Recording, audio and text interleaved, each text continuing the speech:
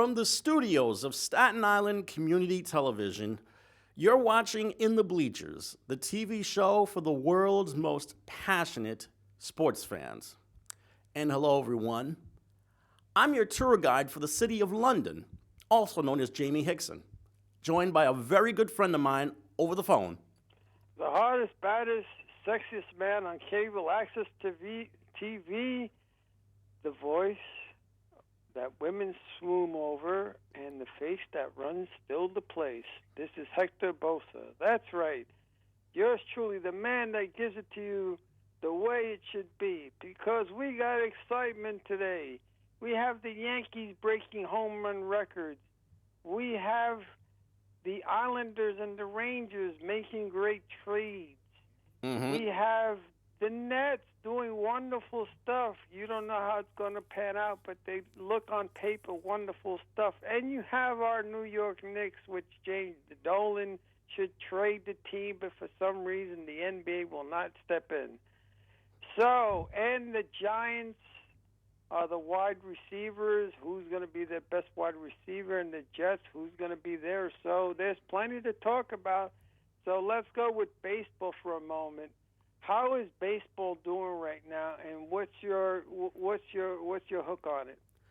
Well, I checked out the London series that the Yankees played against the Red Sox over the weekend. That Saturday afternoon game was probably the single most unpredictable and unbelievably insane baseball game that I have ever seen.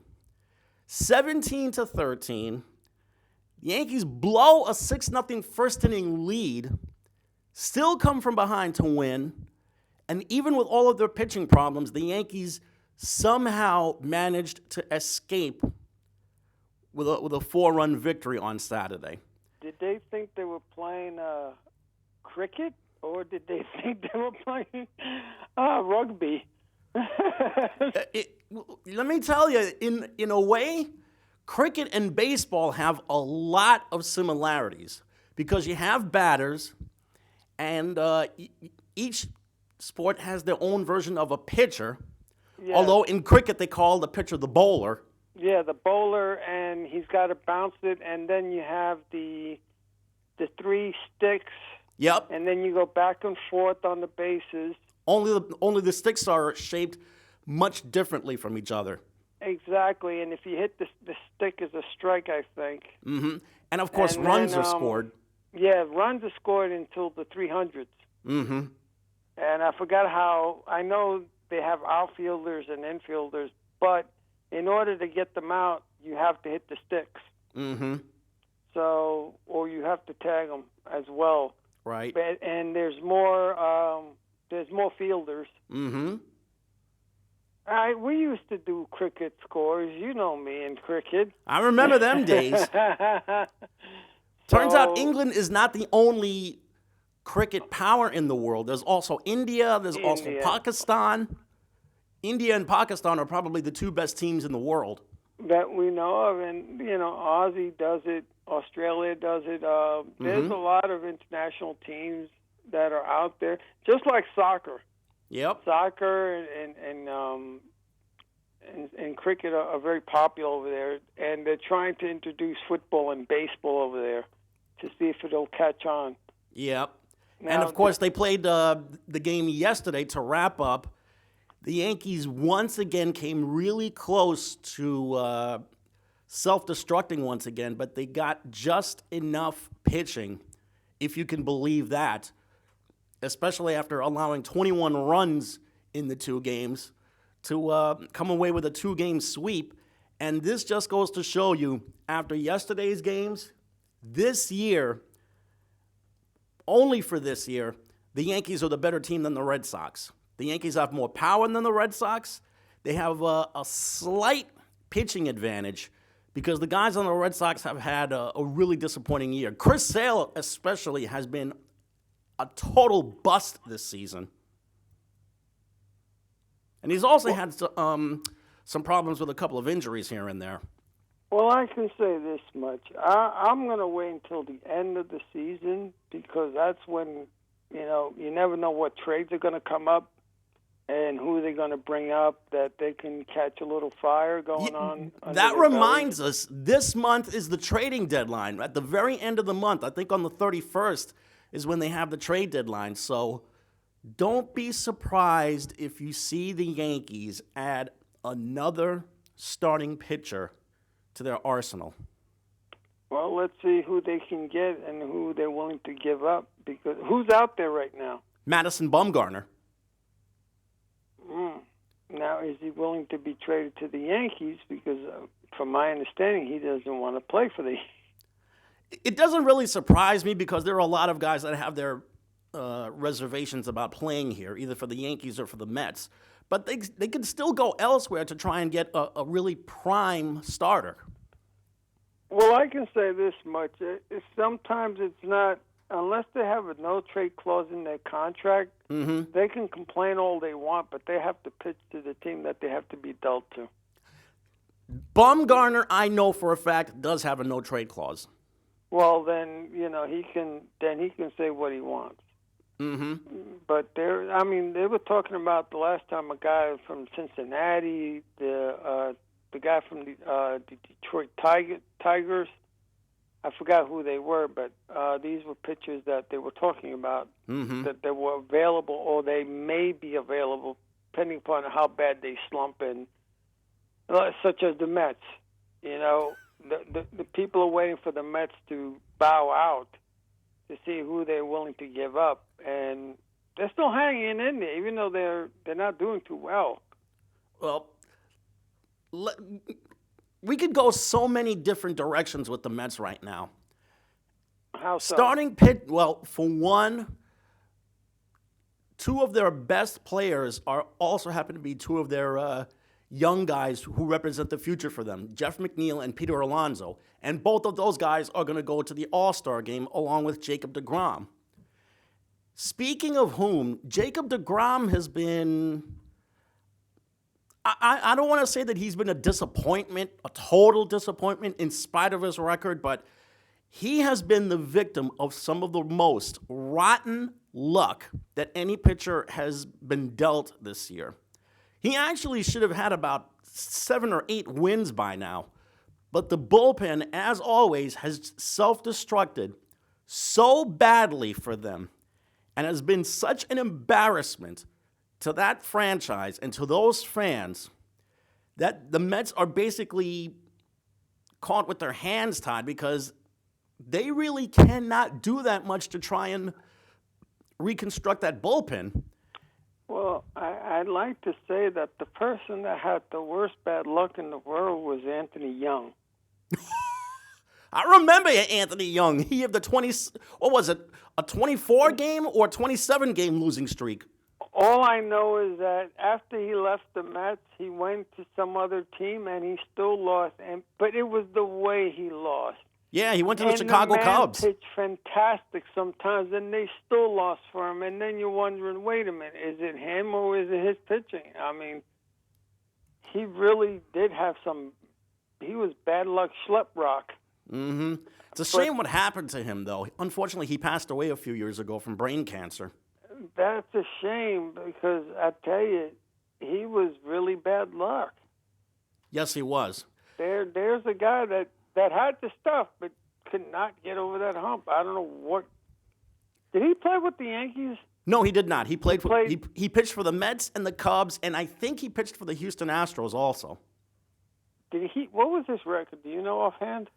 I could probably Google search it for you right now. Yeah, would you please? Well, I ask you another question, and that is, the Islanders and the Rangers right now and the Devils. I sent you an article about the Rangers, I think, and the Islanders. What do you think? They're giving them A+ so far for what they've done.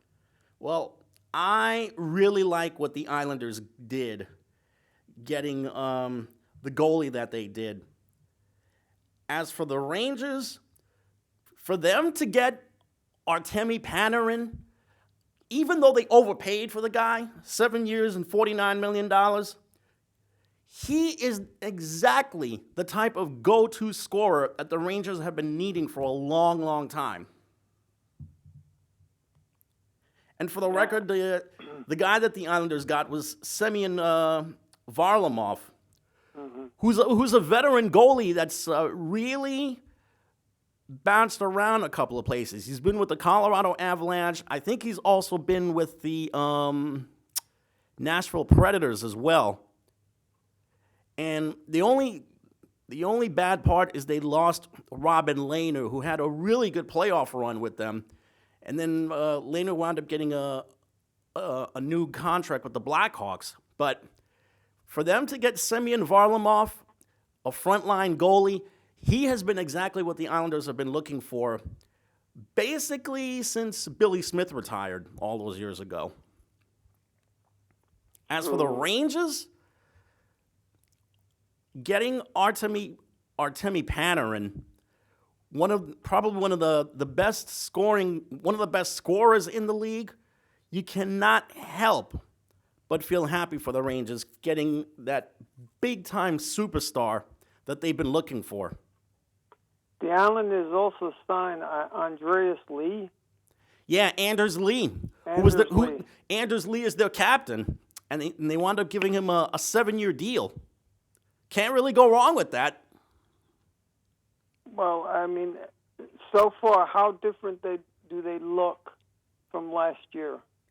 Oh, both teams are so much better right now. And we have not even begun to mention the Jersey Devils yet. They got off to a really good start, making the deal to get PK Subban.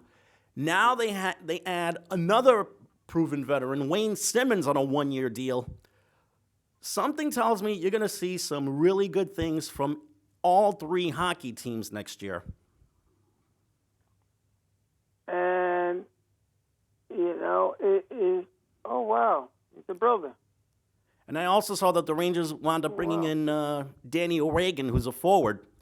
He used to play for Team USA in the World Junior Championships, and he spent a little time in the American Hockey League and put up some pretty impressive numbers: 146 points in 182 games in the AHL. And also, there's a connection with the coach on the Rangers, David Quinn, because they worked together at Boston University. So the Rangers are really, really doing some good things for themselves. And it's about time. And the Blue Devils land Ethan Wright from Ohio Athletics. Ethan Wright, okay. That's good. Mm-hmm. But by the way, Artemi Panarin got $81.5 million from the Rangers for 7 years. That's almost... And how old is almost $12 million a year. And Panarin is 27.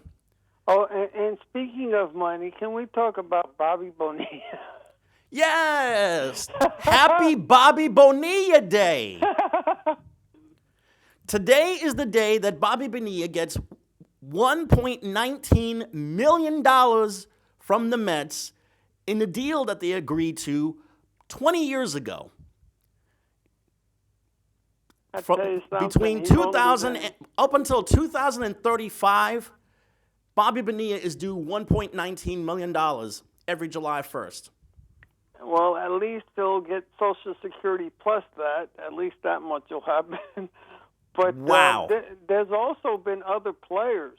I think I sent you the article on that too. Mm-hmm. But there have been other players that I forgot. I think it was the pitcher that they signed as well, and I forgot the guy's name. But this is just a testament to how dysfunctional, discombobulated, and disorganized the Mets are as a professional franchise. I'm looking at Bonilla's photo where he posed with Steve Phillips and Bobby Valentine when the Mets made the trade with the Dodgers to get him. Yeah, holy that was a cow! work. Paying a guy $1 million a year up until 2035. You cannot invent stuff like this. Oh, and there was worse contracts. Wait, that's not the only one that they're still paying off. Yep. There's other players. If I'm not mistaken, isn't Jason Bay still getting yearly payments from the Mets as well? Because supposedly he reached an agreement with them where he would still be paid.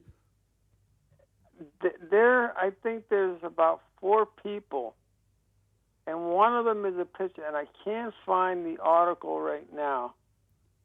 But if I do, I'll send it to you, and then we'll talk about it next week. But I'll tell you, he's not the only one that's still getting paid. I can believe that. You know, because they gave out some humongous contracts, and they were trying to win. You can't blame them for winning, but then, you know, you have to decide at what time did you get these guys. Because remember when we had that great second baseman? Mm-hmm. He was supposed to be great at some point. He was an all-star and so forth, and then all of a sudden he came to the Mets, and it seemed like he didn't know how to play baseball anymore. You're thinking of Luis Castillo. Yeah, I mean, he was great. He was great for the Indians. He was great for the Marlins. He was great for the Twins for a little bit. Yeah. And then after he gets traded to the Mets, all hell breaks loose. He flopped badly at the plate. His defense was dreadful. I'm always going to remember him for dropping that pop-up, that A-Rod hit in the Subway Series 10 years ago. But is Mickey Callaway still has his job? Or do you think he'll still have his job next year? My guess would be no, because Mickey Callaway has done a very poor job this season. Now, is it really his fault? Oh, no, it's not just his fault. Some of the players have to be blamed, too. Even the general manager, Brody Van Wagenen, has to be blamed because he did nothing about the bullpen, which has been the main weakness. Now, you know, we talked about the Yankees, we talked about the Mets, we're talking about the New York teams, but I sent you another article about what was done in the NBA draft. What, in the NBA draft or NBA free agency? The NBA free agency. And yeah, I saw this. Tobias Harris signing for 5 years with the Sixers. Yeah, Kemba Walker going to the Celtics. Jimmy Butler going to the Heat Miami. in basically a four-way sign and trade. And of course, in our neck of the woods, turns out that Kevin Durant and Kyrie Irving did make it to New York after all. Brooklyn, New York. Brooklyn. And I can go in so many different directions about this, but instead of having to beat that dead horse for the umpteenth time, meaning having to berate the Knicks for their once again incompetence, I think we should just celebrate the fact that the Brooklyn Nets have quickly become one of the teams and organizations that everybody else should really look out for, because slowly but surely they're putting together a squad that is going to scare some people. Now, here's the thing. There's a rule of thought when it came to Kevin Durant. Yeah.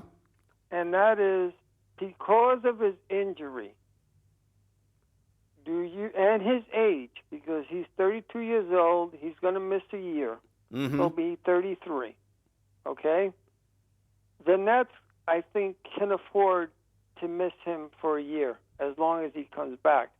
But the problem is, if he doesn't come back like Kevin Durant, the all-star Kevin Durant, does that mean that the Nets made a bad choice and the Knicks look smart?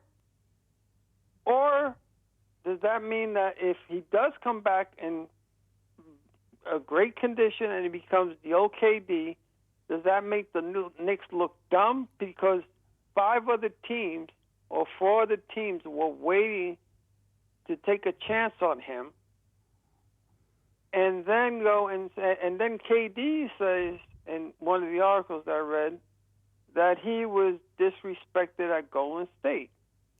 So Yeah. how does that? I mean, you as a general manager, the Knicks have been known to do blunders with Amari Stoudemire and all them other guys that they've gotten injured and they overpaid for. Yeah. Now, do you overpay for a guy that has an Achilles tendon rupture, or don't you? Do you try it or don't you? In this case, yes, because it's Kevin Durant. Okay. Kevin Durant is a future Hall of Famer. Kevin Durant has won 2 titles. You cannot pass on a guy of his latitude. I mean, the guy is a 25 to 30 point per game scorer for his career. I mean, he has redefined what 6'11" to 7 foot tall players should be in this sport. There was a time when guys 6'11" to 7 feet tall were strictly back to the basket players. Yeah. Kevin Durant has added a mid-range jumper, a three-point shot, an ability to create shots for himself and teammates. He's a bad matchup for any other player, his size or not. Naturally, other teams were going to line up and try and overpay for his services. But because you mentioned this, we have to look at the other side of the coin here. Mm-hmm. Torn Achilles are a real bitch to try and come back from. This is nothing like a torn ACL or any kind of knee injury. Sometimes these Achilles injuries are extremely difficult to come back from. Dominique Wilkins had the same problem. Patrick Ewing had the same problem. So there's a lot of danger in signing a guy who not only is going to rehab a torn Achilles for a whole season, but has to do this on the wrong side of 30. He's getting older now. I mean, it's not like he's a spring chicken anymore. What's going to happen when he does make it back 100%? Is he still going to have the same kind of up and down game that we're used to seeing him with? That's another part of his game that's deadly. He's just vicious on the fast break. Now, is he going to be back to being the same guy that we know him as? Or is he going to be more of a half-court type of player? Not that he doesn't know how to do the half-court game, but it could be that he might have to reinvent his game a little bit. Probably the only guy who went through the same situation or similar situation that Durant is going through now is Dirk Nowitzki. Because Dirk Nowitzki went through his own maladies, and what happened to him? He wound up winning an NBA title by the time he turned 31 or 32 years of age. And he managed to last 20 years. And the Nets have a real good team. Even without KD, Kevin Durant, they still have a good team. And we didn't even mention DeAndre Jordan, who they signed to be their center. And here's the thing. DeAndre Jordan, he's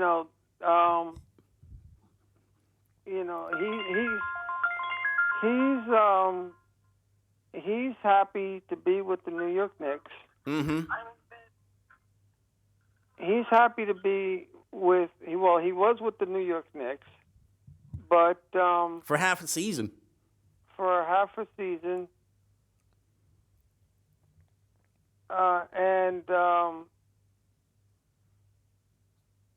hold on a sec. I have to do something. I'll be there in a second. Just continue on from talking for a moment. I'll be there in a few I'll seconds. do just that. we didn't even mention DeAndre Jordan, who also got a 4-year contract. As a matter of fact, the Nets probably had the busiest start to a free agency period as any team could have. Not only did they sign those 3 guys, they also made the D'Angelo Russell trade where they sent him over to the Golden State Warriors. And if I'm not mistaken, they wound up signing another guy in free agency as well. I'm back, and here's the thing, all right? Here's what I was going to tell you, and that is the Nets have a really good team, and let's say he doesn't come back as the old KD, but he can do still the jump shot, may not be able to run as much as he used to, but he can do certain things. Yeah. As long as he gets you to the championship, that's all you're counting on. And now you see, here's where I compare the Nets to the Knicks a little bit. And that is that because of that horrible trade that everybody keeps on talking about, and that is, and you know the one I'm talking about, the one with the Celtics, that they didn't get Kevin nobody. Garnett, Paul Pierce, Jason Terry. That set them back a good 6 years. Exactly. Now, remember how that happened, right?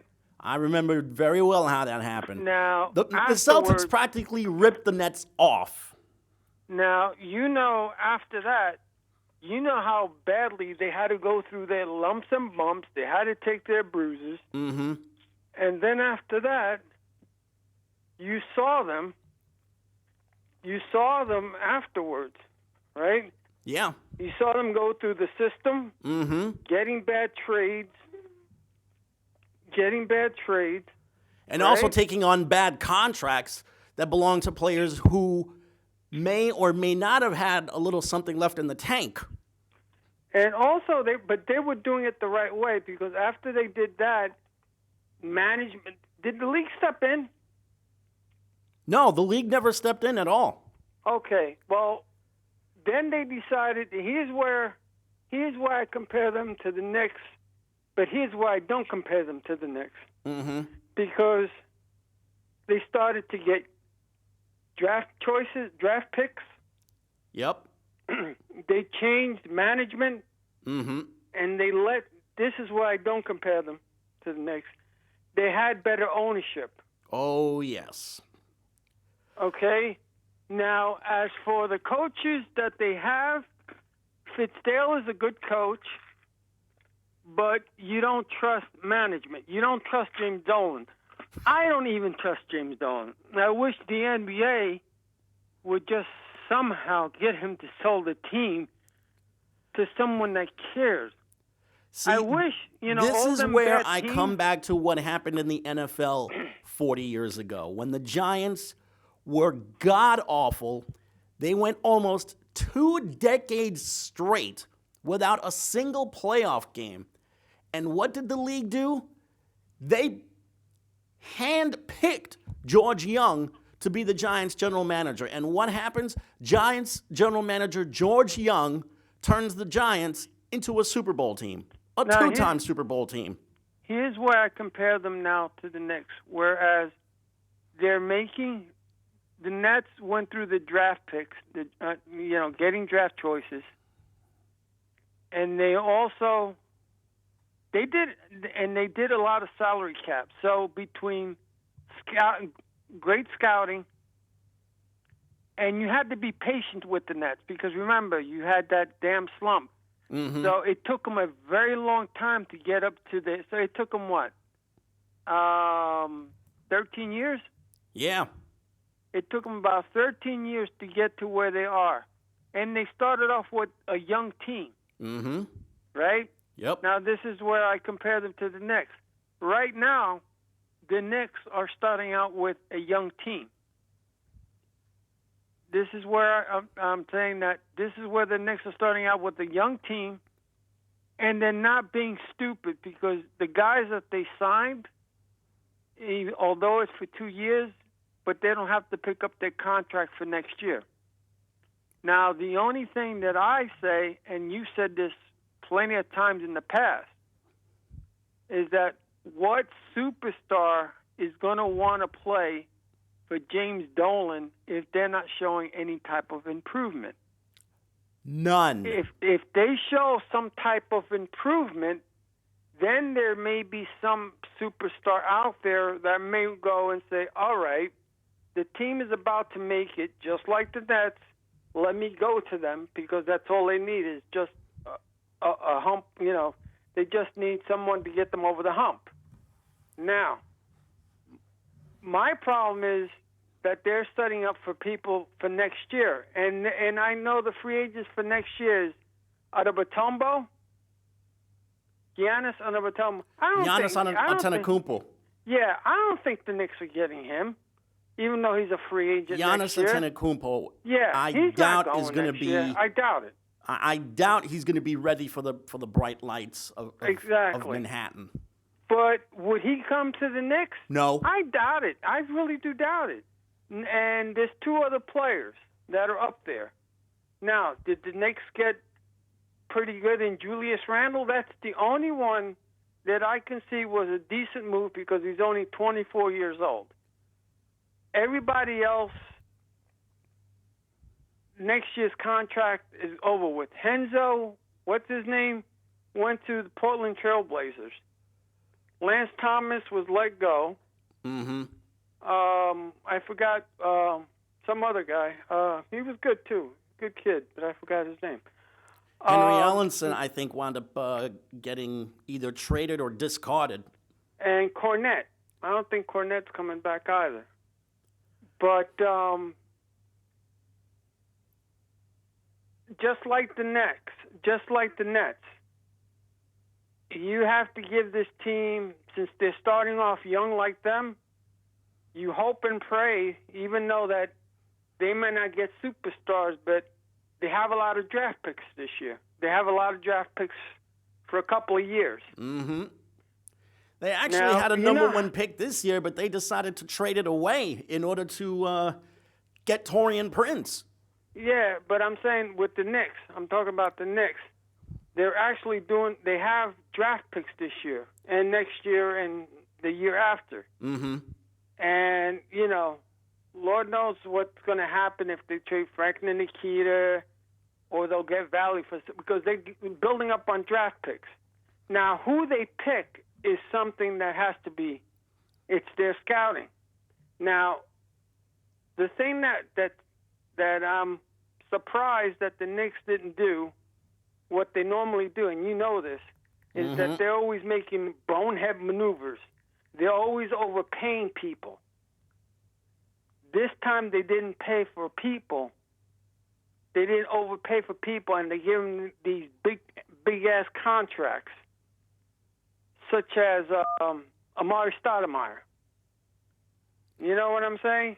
Precisely. They didn't do it. Normally, this is what we're expecting of the Knicks, to make stupid, we didn't get this guy, we didn't get that guy, so let's settle for the 10th guy, and let's overpay him. Yep. Let's get this crippled, and so on. So this is why I'm going, you know, the Nets, I enjoy the way the Nets did it. They did it, and compared to the Knicks, the only thing I see wrong with them is management. I don't like James Dolan. Never did like James Dolan. Especially, I'm glad he got fined $50,000 too. Chump change. It's chump change, but I'm glad, you know, the NBA stuck their foot in it but then, you know, and then how are they going to, like you say and I say, how are they going to bring superstars in there where the other guys are saying, we're changing, and it's James Dolan that's not changing. But that's a whole different story. But you have other guys, like I said, Kemba Walker going to the Celtics. Yeah. You have a lot of people going in different places. The only one that hasn't signed yet is Kawhi Leonard. Yep.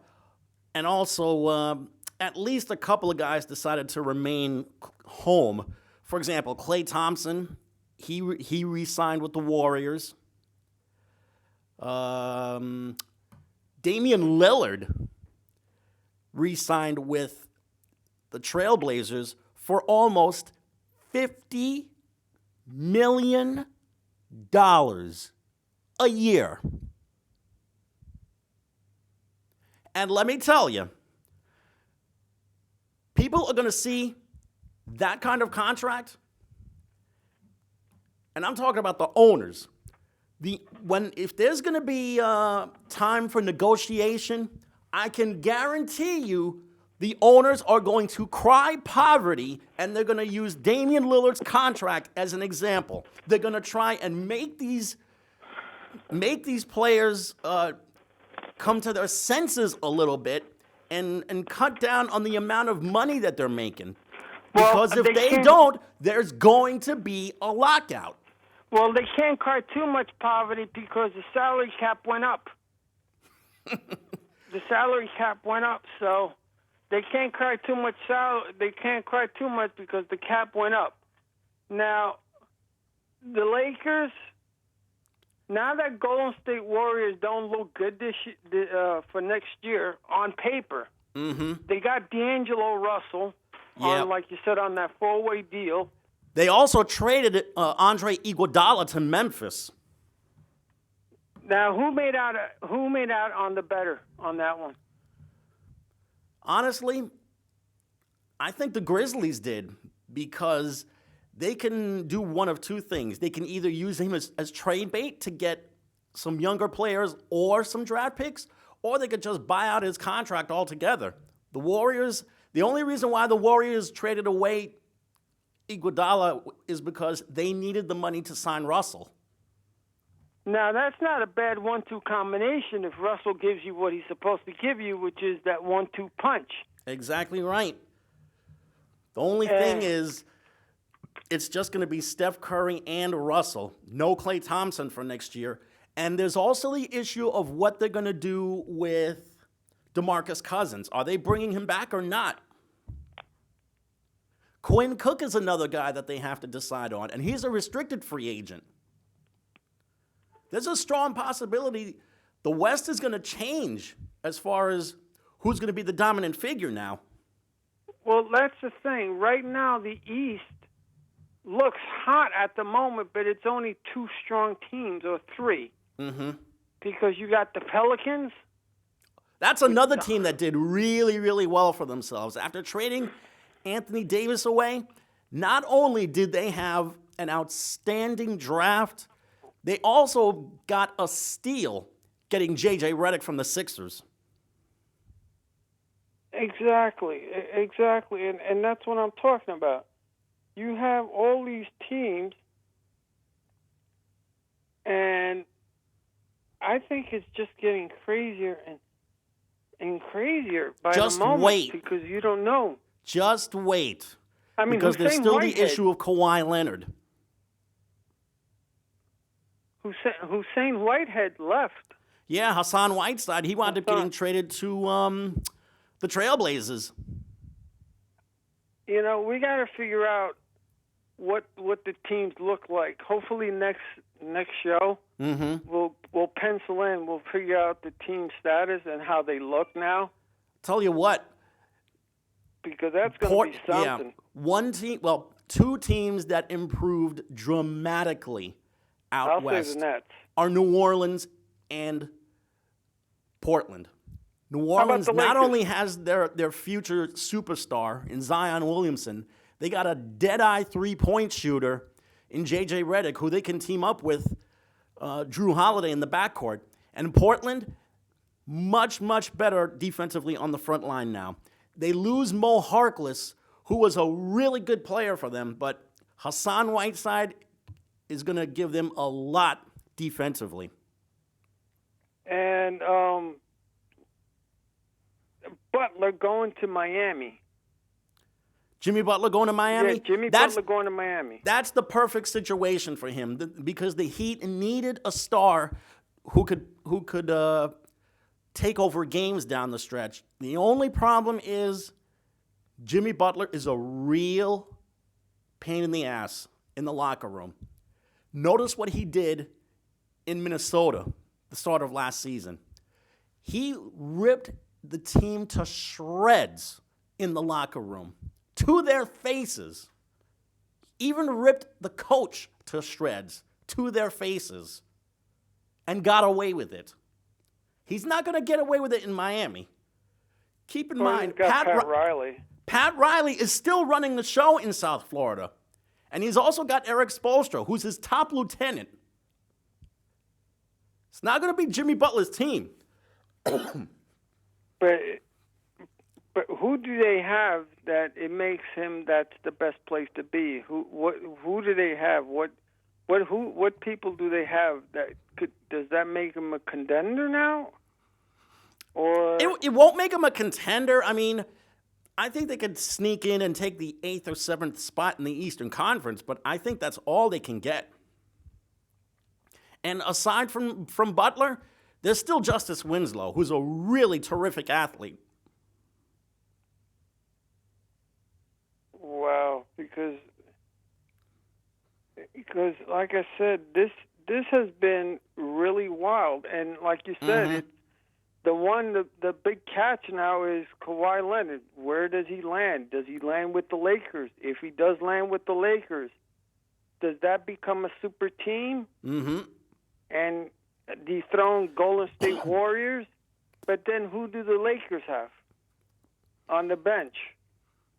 That's it. Everybody else is a free agent. After LeBron and Anthony Davis and Kyle Kuzma, that's it. They have no one else under contract. I'm sure people are going to want to play for them because they have a shot at. I mean, somebody was even suggesting Carmelo Anthony. And you know what? Yeah, right. And you know what? As a 6th man or 7th guy off the bench, he wouldn't be that bad. Yep. He would not, as long as he's not a starter,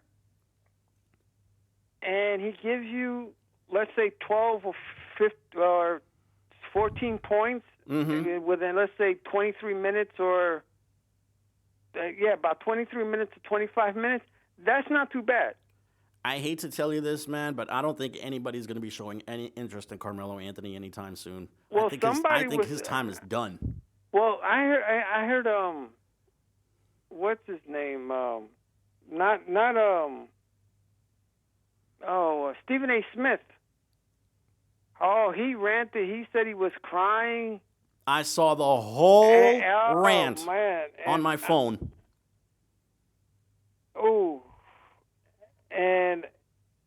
The Wolves land Jordan Bell. Right. Jordan Bell is a former Warrior. Butler declines Max from 76ers. He turned down 5 years from the Sixers. They originally wouldn't offer it to him, but while it was too late, they offered him the 5-year deal, and he said no. He specifically said, "I wish I could go to Miami." Wesley Matthews signs with the Bucks. Cantor leaves the Blazers. Yeah, he's going to the Celtics. Now, that's a perfect fit. That's a good fit for him. What do you think? He's going to give them a lot of scoring and a lot of board work underneath, but he does not have Al Horford's defensive intensity. And Horford going to the Sixers is a huge pickup for Philadelphia. They're going to miss Jimmy Butler and the scoring that he gave them, but what Al Horford has done in the league has been nothing short of very, very steady. He's had a really good career, and he's going to be really good for the Sixers. When he's not hurt, because when he was hurt, when he's not hurt, Celtics, that is. Yeah, because he was hurt.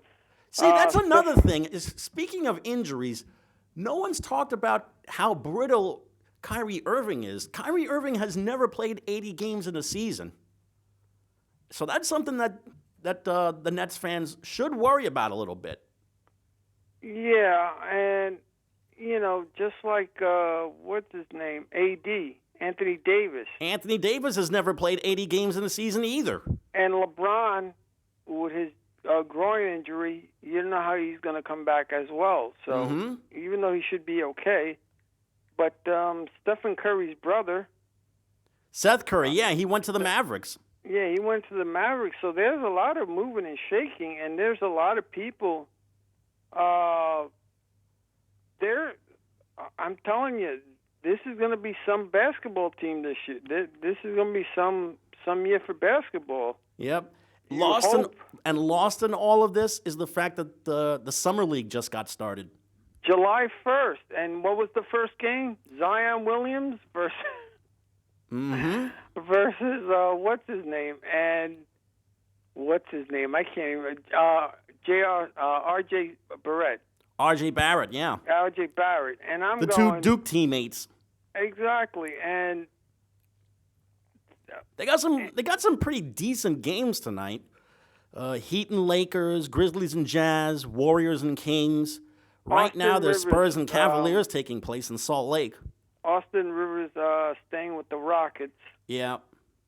Now, word has it that the Rockets just might be interested in bringing in DeMarcus Cousins. For 1 year? Possibly. I would take a shot. Yeah. Why not? What have you got? I mean, if you sign players for 1 year, you've got nothing to lose because that makes, it all depends who's going to be open next year. Mm-hmm.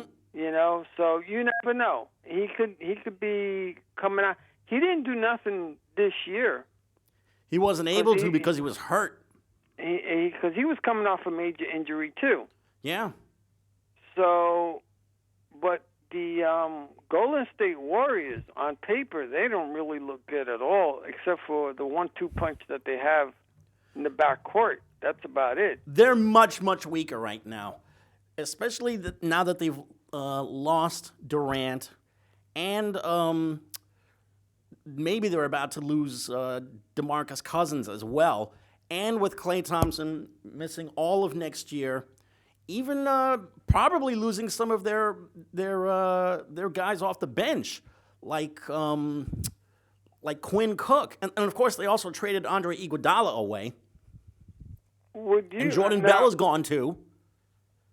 I see that the Washington Wizards are eyeing Isaiah Thomas. I wish he would go to Detroit. Now, wouldn't that be ironic? What do you think of the Cleveland Cavaliers giving up Kevin Love to the New York Knicks? Would you take Kevin Love? He could certainly supply some scoring and rebounding for them. That's for damn sure. But the thing is, he's hurt. Would you?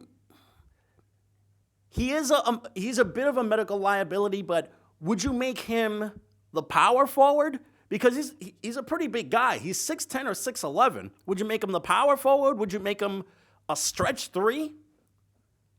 He would be a perfect stretch 3 for them. And another thing, who would the Knicks have to give up in order to get Kevin Love?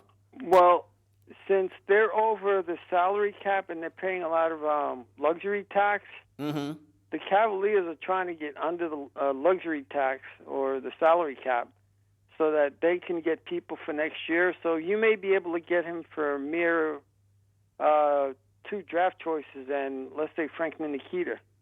He's not going to cost much because if you're just trying to get rid of him and trying to unload for next year so you can make some salary room, you may be able to get him for nothing.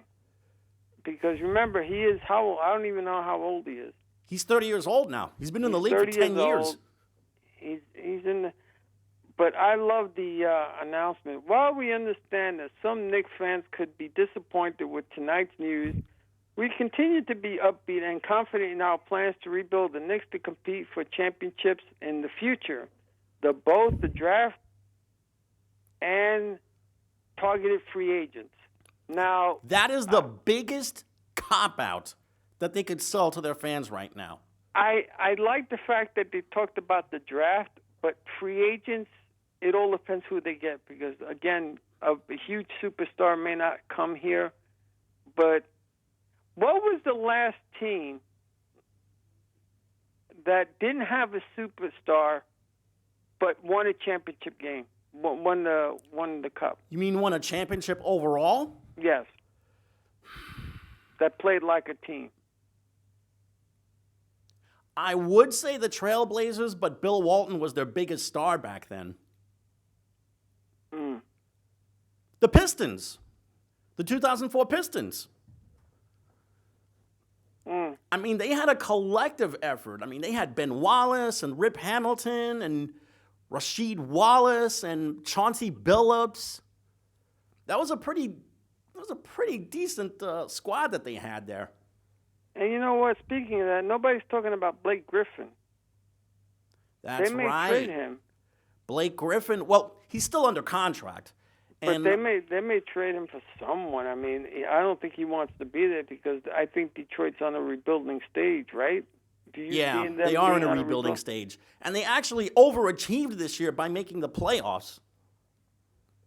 Oh, Tobias Harris gets 5 years, $180 million from 76ers. Yeah, he re-signed with them. That's a huge signing for them because Harris really gave them a lot of 3-and-D stuff for them in the playoffs. Kristaps Porzingis signs 5-year max deal with Dallas.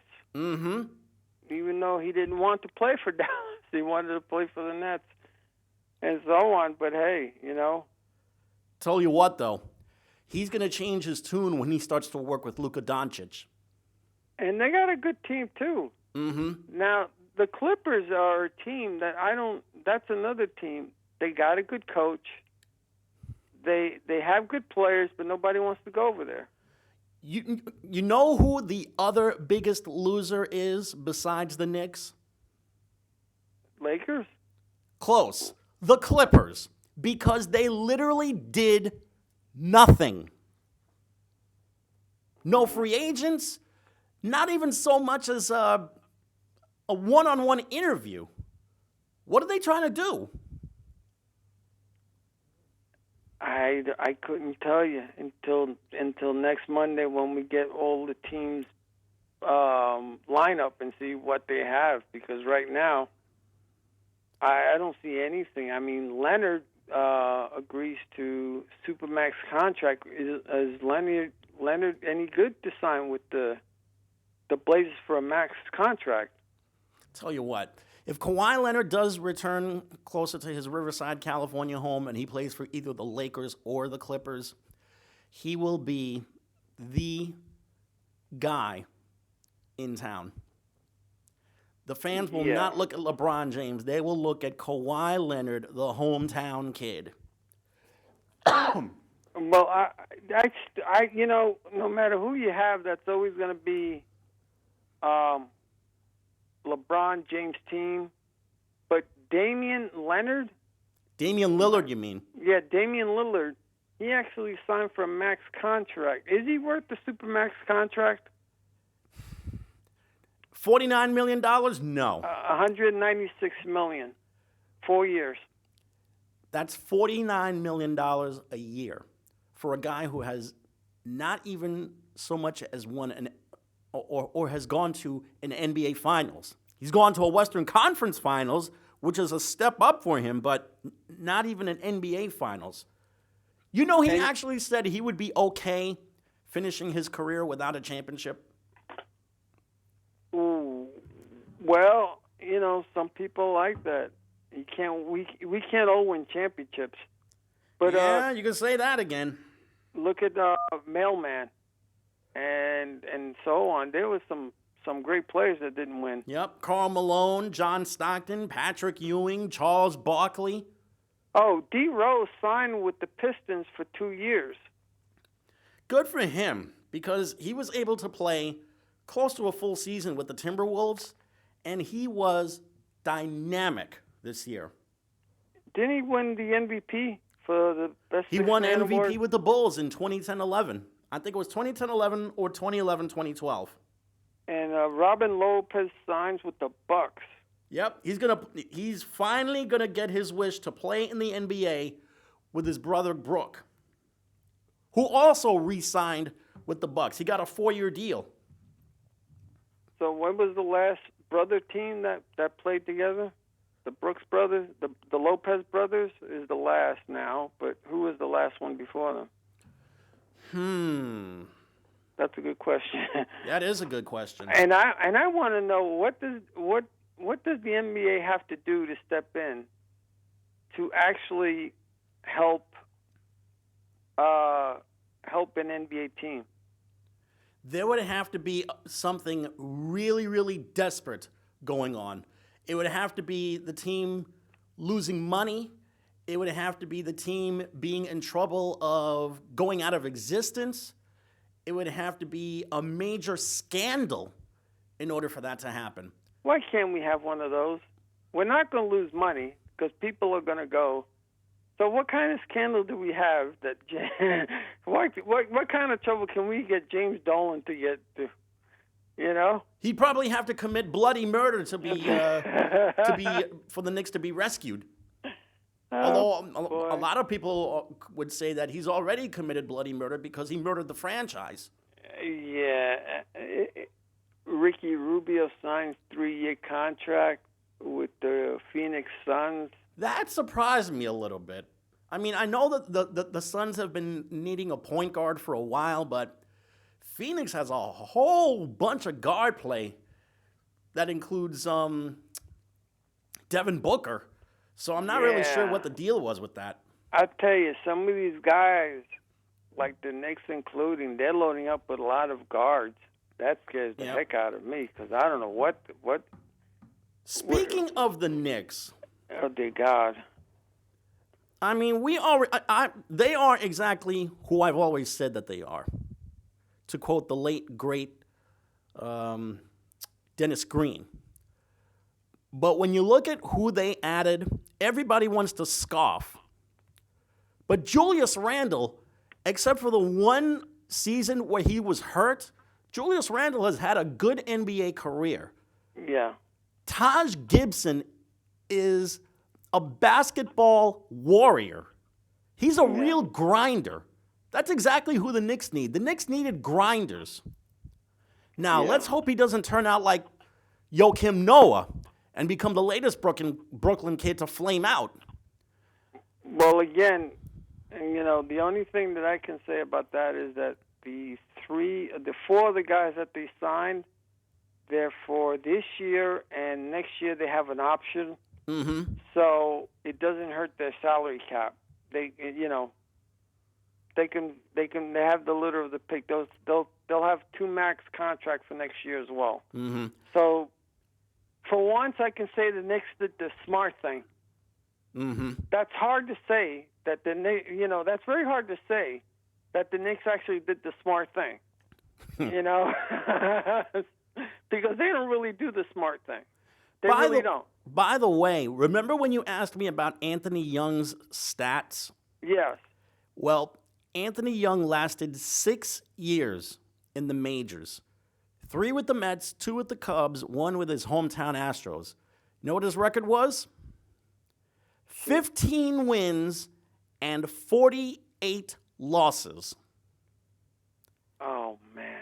And somehow he came away with a 3.89 ERA. His record with the Mets alone, 5 wins, 35 losses. But here's the thing. He was such a hard luck pitcher because I've seen him pitch some beautiful games. Yeah. And he couldn't win. I mean, they just lost him just because he was Anthony Young. Mm-hmm. But it's 7:59. We got to go this time.